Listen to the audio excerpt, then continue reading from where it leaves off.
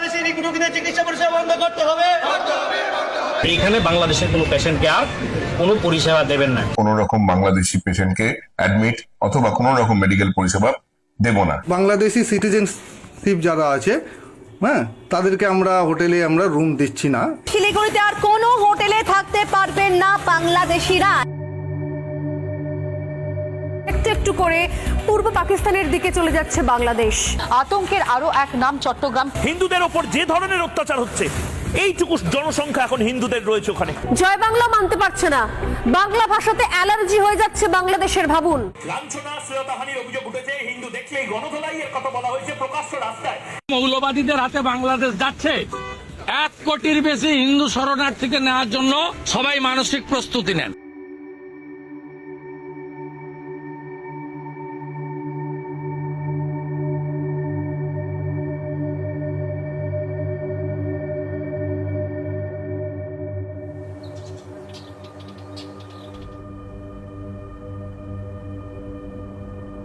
I am Deepak Kumar Goswami, a theatre artist and activist.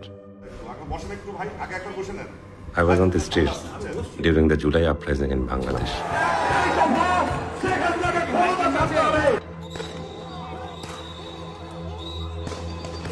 The movement that ended 15 years of fascist rule of Hasina. As a result, she fled to India. Hasina was not alone. It is estimated that around 45,000 Awami League activists have fled to India along with her. আমরা ভারতকে যে দিয়েছি সেটা ভারত সারা জীবন মনে রাখবে। সেই জন্য শেখ হাসিনা টিকে রাখার জন্য যা যা করার আমি ভারতবর্ষ সরকারকে সেটা অনুরোধ করেছি। This is the same Hasina who, with India's support, held on to power in Bangladesh for more than 15 years without any proper election. During the July movement, more than 1,000 people were killed in a single month. According to the United Nations Human Rights Council report, this constitutes a crime against humanity. This is the same Hasina who used her killer squad to abduct hundreds of opposition activists and dissenters and kept them in secret prisons. In her 15 years, many of them never came back and are feared to have lost their lives.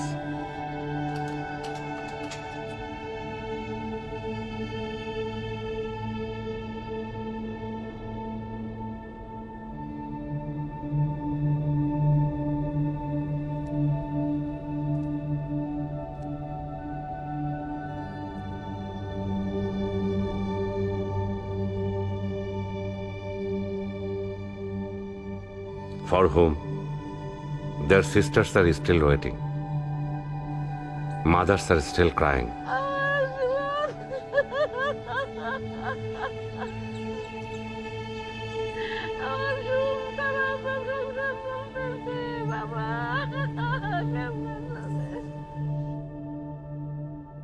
Surprisingly, maybe luckily for them, 3 of the disappeared persons were found in India, which include important opposition leader Salahuddin Ahmed and Shukranjan Bali. Before they were found in India, they were kept in secret prisons in Bangladesh, run by US-sanctioned RAB and notorious detective branch of Bangladesh. Indian media has portrayed Hasina as a protector of Hindu interests in Bangladesh. As my name suggests, I come from a Hindu family. As a minority myself, I have seen the complexities firsthand. When we were children, our Muslim friends would point at black ants and call them Muslim ants, while the red venomous ones were called Hindu ants. We grew up in that kind of condition. The reality is that minorities live under constant psychological pressure everywhere.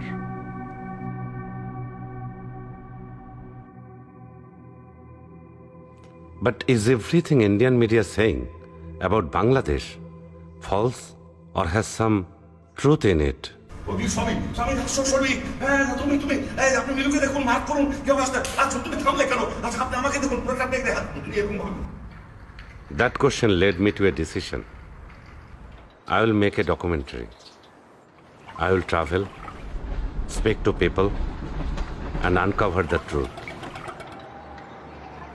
Because being Hindu in Bangladesh is not a black and white story.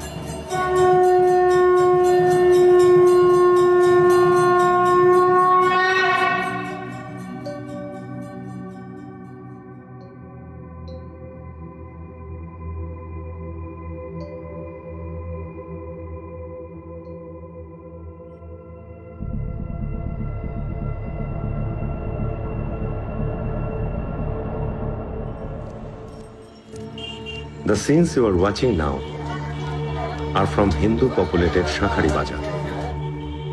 আপনার এই শাখা সিঁদুর বলতে মানুষ মানে বাইরে কোনো সমস্যা হয়? না না, হ্যাঁ, পরিস্থিতি আপনি নিজে কেমন আছেন? ভালো আছেন তো? আমি নিজে ভালো আছি। আপনার পূজা করতে কেউ বাধা দেয়? বা এই যে শাখা সিঁদুর পড়েছেন কেউ বাধা দেয়? পূজা হচ্ছে না, তারপরে যাগযজ্ঞ সবকিছু হয়, কীর্তনাদি সবকিছু হয়। মুসলমান ও হিন্দুরা মারে এরকম কোনো ঘটনা ঘটে?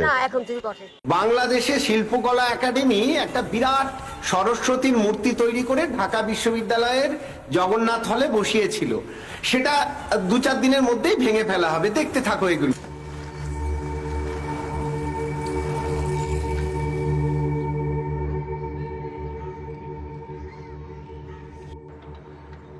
It has been said that the idols at Jagannath Hall will be demolished. I am here showing you the idols from Jagannath Hall. But once again, I am not trying to say that the life of Hindus in Bangladesh is simply black and white. এখন বাংলাদেশের হিন্দুদের সবারই হয়তো এই প্রশ্নের সম্মুখীনটা হতে হয়, আমাদের অধিকভাবে মানে আমাদের বেশি পরীক্ষা দিতে হয় আমরা কতটুকু দেশপ্রেমিক, সবসময় দিতে হচ্ছে যে একটা হিন্দু উনি ভারতের প্রতি ক্লিঙ্গি কিনা, বাংলাদেশের প্রতি কতটুকু ওনার দায়িত্ববোধ আছে, এই প্রশ্নটা সবসময় দিতে হয়। সেই দৃষ্টিকোণ থেকে এখনো আমাদের যারা, আমরা শুধু হিন্দু না, বৌদ্ধ বলেন, খ্রিস্টান বলেন, এটা তো আর হিন্দু হল না, ও মুসলিম হল, এখানে অন্যান্য ধর্মের লোকদের সবাইকে একটা প্রশ্নের সম্মুখীন হতে হয় যে আমরা কতটুকু বিলং করি বাংলাদেশে। রাষ্ট্রদ্রোহের মামলায় গ্রেফতার হিন্দু সম্প্রদায়ের সংগঠন ইসকনের বহিষ্কৃত নেতা চিন্ময় কৃষ্ণ দাসকে জামিন না দেওয়ায় ক্ষুব্ধ অনুসারীদের চালানো তাণ্ডবে সবশেষ আলিফের। স্ত্রী হলেন বিধবা, তাসকিয়া হারালেন বাবা।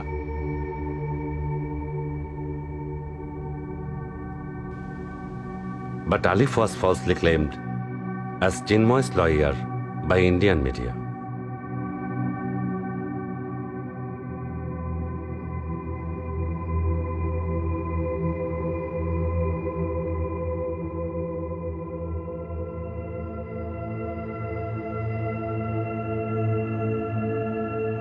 Internationally recognized news platforms like BBC and Al Jazeera have highlighted numerous such rumors about Bangladesh in their reports.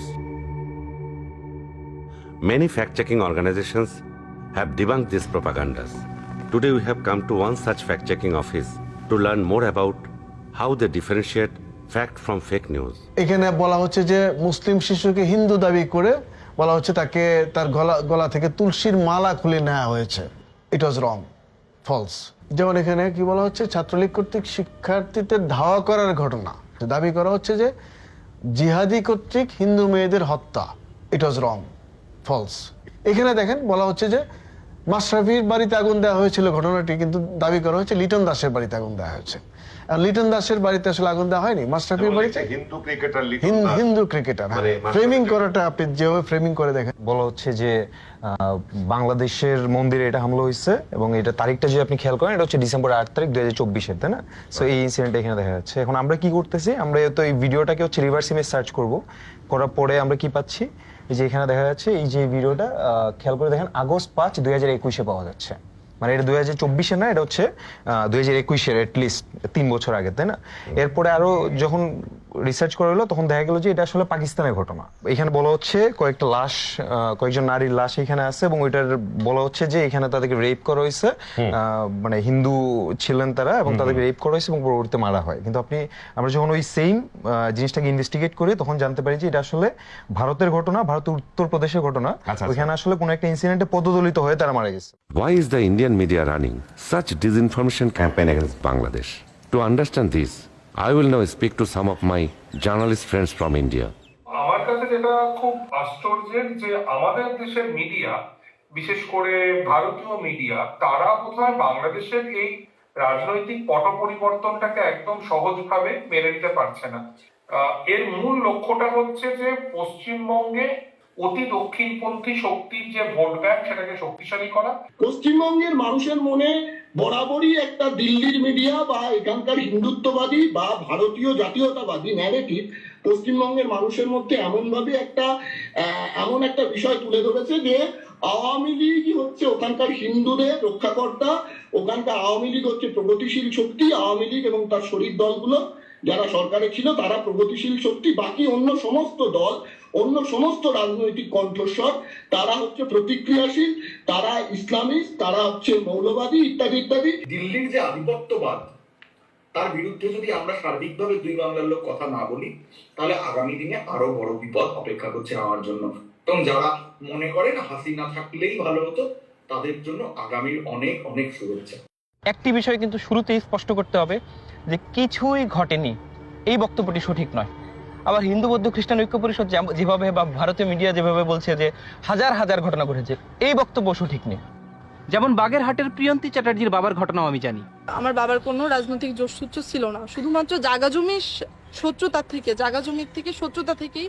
আর ওই দিন হচ্ছে পুলিশি কোনো সহায়তা ছিল না, এজন্যই ওরা ওই দিনই অ্যাটাক করেছে। মানে 5, 6, 7, 8 তো দেশের একেবারে আইন শৃঙ্খলা একেবারেই।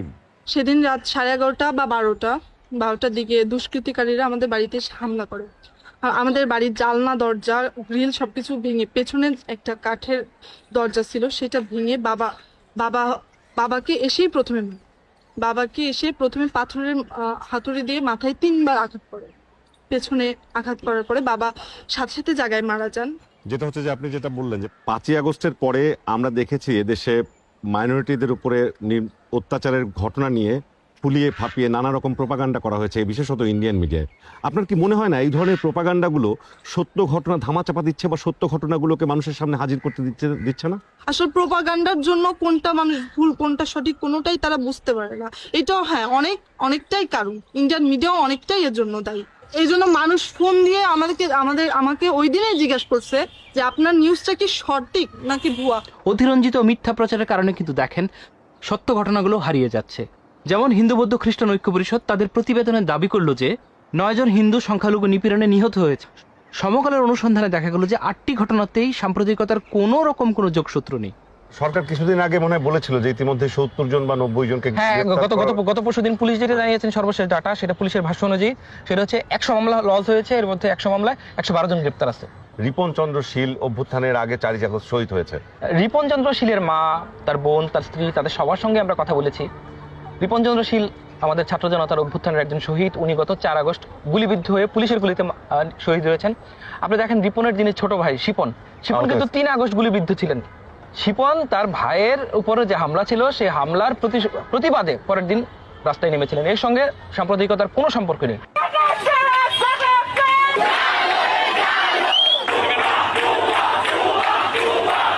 Based on Rajiv Ahmed's comments, I spoke to local journalists in Hobbyganj and received videos of the protests. After verifying all the videos and speaking to people, it's clear that Ripon Chandra Shil was a BNP activist, which is the political opponent of Hasina's Awami League, and was killed by Hasina's police. But it was falsely claimed that Ripon was killed as political vendetta after Hasina fled on August 5. ছাত্র আন্দোলনে যখন গেছে তখন হিন্দু আর ধর্মের কোনো ছিল না, সব নামছে। আপনি কোনো জাতের কোনো প্রশ্ন ছিল না ওই দিন।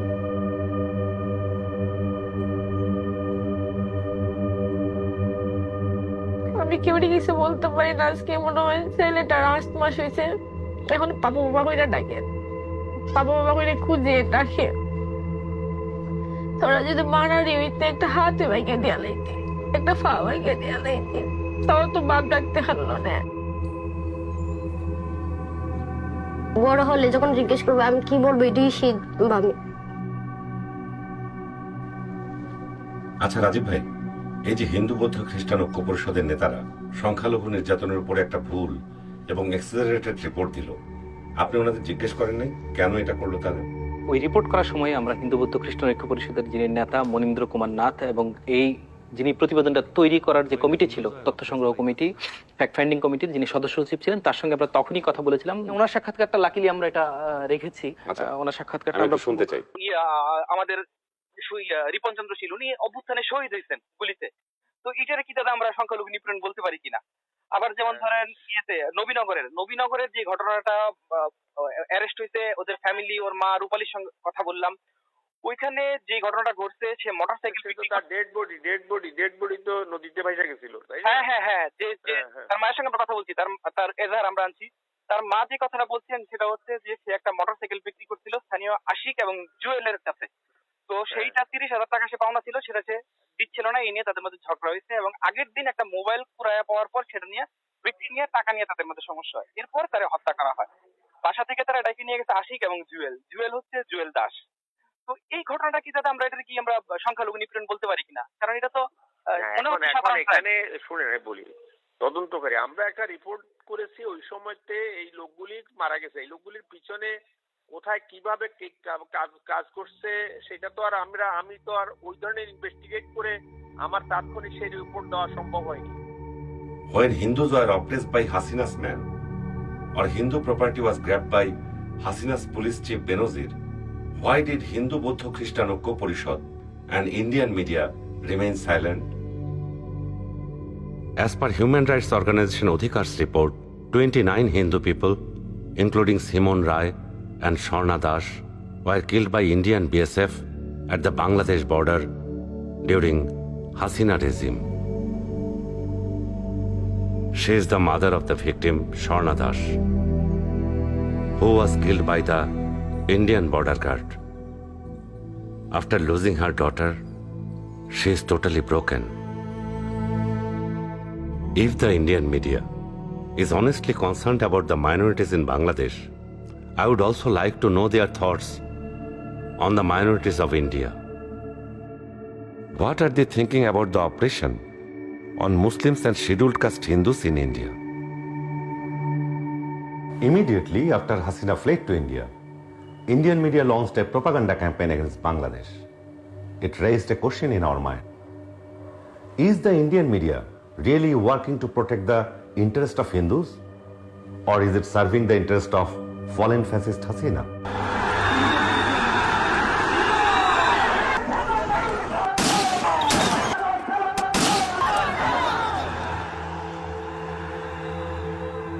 Let's think about Hridoy Chandra Torua. Did the Indian media protest when Hasina's police shot and killed Hridoy Chandra Torua? এই হৃদয় তরুয়াদের বাড়ি কোনটা? ওইটা? আচ্ছা, কেউ আছেন? আছে। ও নমস্কার। নমস্কার।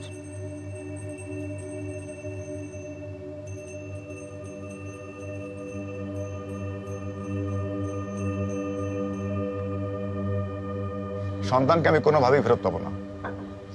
যেন আমি শুনি যে আমার সন্তানের বিচ্ছেদ আমার বাংলায় হয়েছে, এরপর আমার চাওয়া পাওয়ার কিছু নেই।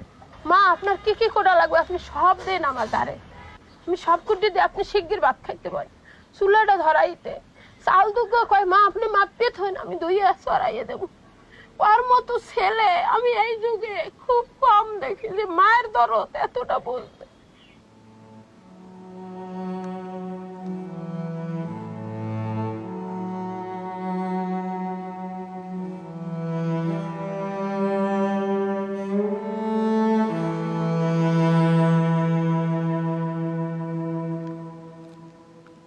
একটা মেয়েরে ও বুন দেখছে, হেজা করছে, আর রক্তের বুনেও করে না। ও আমাকে নিজে বুঝাইতো, তুমি কোটার মানে বুঝতেছো, রোজ কি হবে বুঝতেছো, আমার মতো মানুষেরা কোনো চাকরি পাবে না, তুমি তো জানো আমার ফ্যামিলির জন্য কিছু হইলেও করতে হবে, আমার ফ্যামিলির আমি ছাড়া আর কেউ নাই, আমি হলাম গিয়ে সবকিছু ওদের, আমি আমার বাবা মার জন্য একটা একটু হলেও ওদের জন্য আমার ভালো কিছু করতে হবে, সেটা করার সুযোগ আমি পাবো না যদি এই কোটা থাকে। হৃদয় হচ্ছে টিউশন থেকে আসার পরে আমাদের নেট কানেকশনটা মোটামুটি আসলো আর কি ওয়াইফাইতে, আসার পরে ও ফেসবুকে ঢোকার পরে দেখতেছে যে একটা ছেলে ব্র্যাক বিশ্ববিদ্যালয়ে সম্ভবত ওর হচ্ছে গাড়ি দিয়ে চাপা দিয়ে আর কি, র্যাবের একটা গাড়িতে হচ্ছে চাপা দিয়েছে ওই ছেলেটাকে। এইটা দেখার পরে আমরা অনেক বেশি এক্সাইটেড হয়ে গেলাম যে এখন তো আর ঘরে থাকা যায় না, বাসায় থাকা যায় না এই অবস্থা দেখার পরে। এরা কি ঘরে বইয়ে থাকতে পারতে না? চিন্তা করো আমার বন্ধুরা গেছে, আমি বইয়ে থাকবো কা? হেও তো এক মাস সন্তান, তা হে যদি জীবন দিতে পারে আমিও তো পারবো। এই জীবন দিতে যাইয়ে তো আমার ওলটা খালি হয়ে গেল। Indian narrative tells us Hasina stands for Hindus and that Islamists have driven her out. But the July 2024 uprising was not the rise of the Islamists. Among the brave souls who stood against Hasina, many were Hindus as well, like me. But Indian media doesn't mention that. Hridoy Chandra Torua is one of them.